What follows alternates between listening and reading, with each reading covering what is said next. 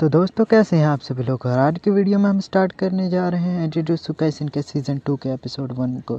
जैसा कि हमने पिछले एपिसोड में देखा कि गोजो और गीटो को एक मिशन मिला होता है जहां पर उन्हें रिको नाम की लड़की को लेकर आना होता है, पर तभी उन पर क्यू ग्रुप हमला कर देता है। और फिर हमें दिखाया जाता है एपिसोड की स्टार्टिंग में कि गीटो अपनी आराम से चाय बना रहा होता है और वो उसी कमरे में होता है जहाँ पर ब्लास्ट हुआ होता है, और वहाँ पर रिको और उसकी मेड भी होती है। और उस सोल्जर को जिसने कि ब्लास्ट किया होता है उसे गीटो ने अपने एक स्पिरिट की वजह से पकड़ा होता है, और वो गीटो से कह रहा होता है कि मुझे इससे छुड़ाओ, क्योंकि वो मॉन्स्टर उसे किस करने की कोशिश कर रहा होता है। और वो गीटो से कहता है कि मैं कर्स एनर्जी यूज़ करना छोड़ दूंगा और हमेशा हमेशा के लिए अपने गांव चला जाऊंगा। पर गीटो ऐसा दिखाता है कि उसने कुछ सुना ही नहीं, जिससे वो क्यू सोल्जर गुस्सा हो जाता है और वो कहता है कि हमारे ग्रुप का सबसे पावरफुल बंदा जो कि बेयर है वो यहाँ पर आया है और वो तुम्हें ख़त्म कर देगा। तभी गीटो के फ़ोन पर एक मैसेज आता है और वो उस बंदे को दिखाता है कि बियर नाम के बंदे को तो गोजो ने पहले ही हरा दिया होता है। और कोकुन ये देखकर बहुत ही हैरान हो जाता है और उनके सबसे पावरफुल बंदे के हारने के बाद क्यू ग्रुप पर ताला लग जाता है।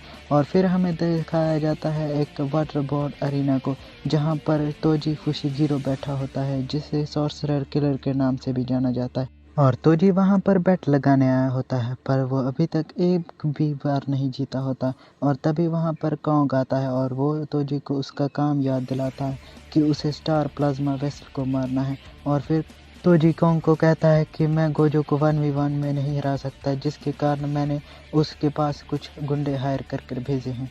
और वो फिर से बैट बाहर जाता है, जिसके कारण वो गुस्सा हो जाता है और कॉन्ग उससे कहता है कि तुम्हें इन बैट को छोड़कर अपने काम पर ध्यान देना चाहिए, और वो उसे इग्नोर कर देता है। फिर हमें दिखाया जाता है गोजो को जिसके हाथों में रिको बेहोश पड़ी होती है, और वो सोचते हैं कि अगर हमने इसे ठीक करने की टेक्निक सीखी होती तो हम इसे ठीक कर सकते थे। पर तभी रिको को होश आ जाता है और वो गोजो के इतना पास होने पर उसे थप्पड़ मार देती है और वो कहती है कि तुम क्यों ग्रुप के मेंबर हो ना, जिसे देखकर गोजो को बहुत ही गुस्सा आ जाता है। और फिर गीटो कहता है कि हम तो तुम्हें बचाने आए थे, पर रिको कहती है कि तुम तो शक्ल से ही छूटे लगते हो, और जो सुनकर उन्हें गुस्सा आ जाता है और वो दोनों उसे पनिशमेंट देने लगते हैं।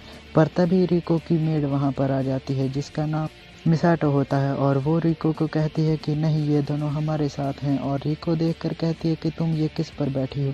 और फिर गीटो कहता है कि ये मेरी एक टेक्निक है जिससे मैं कर्स को मैनिपुलेट कर सकता हूँ और उसे अब्जॉर्ब भी कर सकता हूँ और उससे कोई भी काम करवा सकता हूँ। और फिर गोजो कहता है कि तुम इतनी खुश कैसे हो सकती हो क्योंकि तुम मास्टर टेंजन के साथ मर्ज होने वाली हो।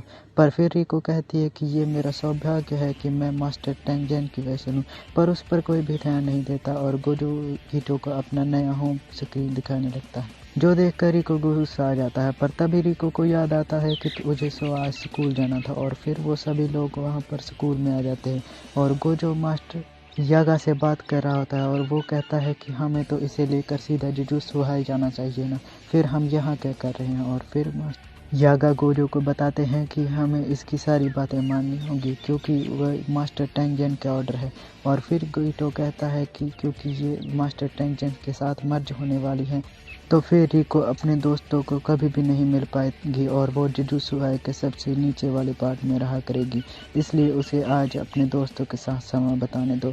और फिर गोजो कहता है कि क्या इसकी कोई फैमिली नहीं है, और फिर मिनाटो कहती है कि नहीं, उसके कोई भी फैमिली मेम्बर नहीं है। और फिर गीटो कहता है कि क्या तुम उसकी फैमिली मेम्बर हो, और गीटो कहता है कि हाँ, मुझे लगता है कि तुम उसकी फैमिली मेम्बर हो। और फिर गोजो गीटो को कहता है कि तुम अपनी कर्स टेक्निक से चेक करो कि यहाँ पर सब कुछ ठीक है।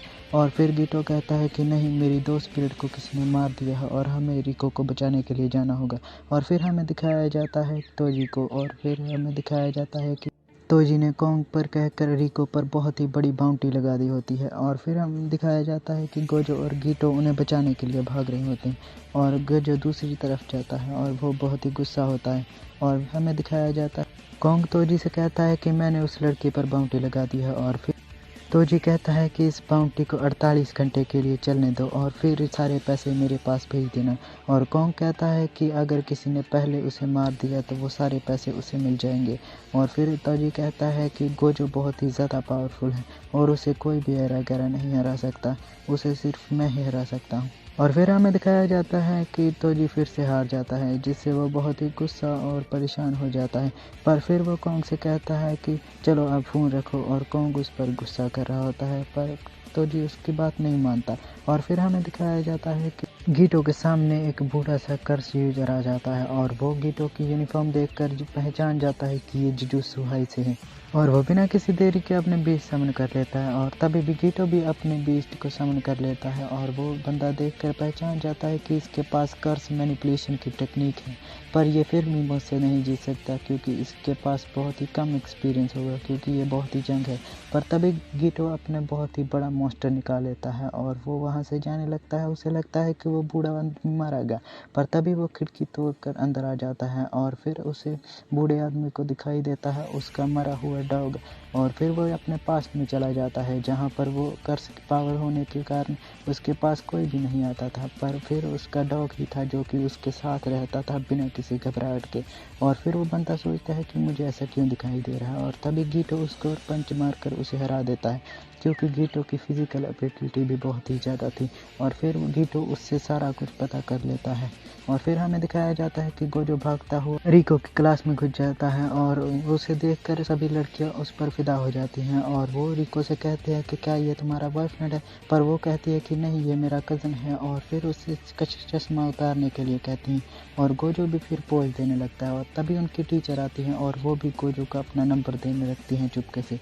और फिर गोजो रिको को लेकर वहाँ से चला जाता है, और जाते जाते रास्ते में वो कहता है कि हम पर किसी ने हमला कर दिया। और फिर हमें नीचे एक कर्स यूज़र को दिखाया जाता है, जिसने अपने सर पर एक मास्क पहना होता है, और वो कहता है कि इस लड़की पर है इतनी बाउंटी। पर तभी उसकी मेड पीछे आ जाती है, और वो उस कर्स यूज़र पर हमला कर देती है, और उस कर्स यूज़र को हरा भी देती है। और फिर वो वहाँ पर गीटो भी आ जाता है, जो कि उस कर्स यूज़र को अपनी टेक्निक के साथ पकड़ लेता है, और वो कहता है कि हमें रिको को जल्द से जल्द यहाँ से लेकर जाना होगा। और गीटो उसको सारी बाउंटी वाली बात बताता है। और फिर हमें दिखाया जाता है गोजो को, जो उसके पास वही कर्स यूज़र आ जाता है, और वो अपने फिर 5 क्लोन बना लेता है। और गोजो कहता है कि जुजुत्सु हाई में सॉर्सरर्स की कमी है, तो क्या तुम भाग लेना चाहोगे। पर वो बंदा फिर गुस्सा हो जाता है, और वो गोजो पर हमला करने आता है, पर गोजो की इन्फिनिटी की वजह से वो उसे हाथ भी नहीं लगा पाते, और गोजो उन्हें पीट देता है।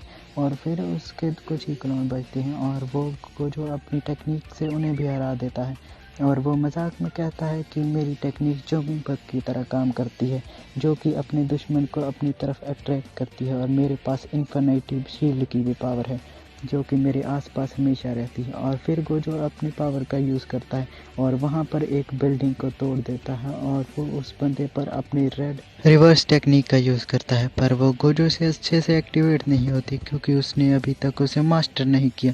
पर फिर वो उसे सिंपल मुक्का मार कर ही हरा देता है। और इस सारी फाइट में रिको गोजो के साथ ही चिपकी हुई थी, इसके कारण उसे पता चल जाता है कि गोजो आखिरकार कितना ताकतवर है। पर तभी उसे एक मैसेज आता है, और वो गोजो को दिखाती है कि मिनाटो को किसी ने किडनैप कर लिया है। और यहीं पर हमारा एपिसोड ख़त्म हो जाता है। और दोस्तों, मैं अपने चैनल पर सोल लैंड को टूब को भी एक्सप्लेन कर रहा हूँ। अगर आप इंटरेस्टेड हो तो मेरे चैनल को ज़रूर से चेकआउट करना।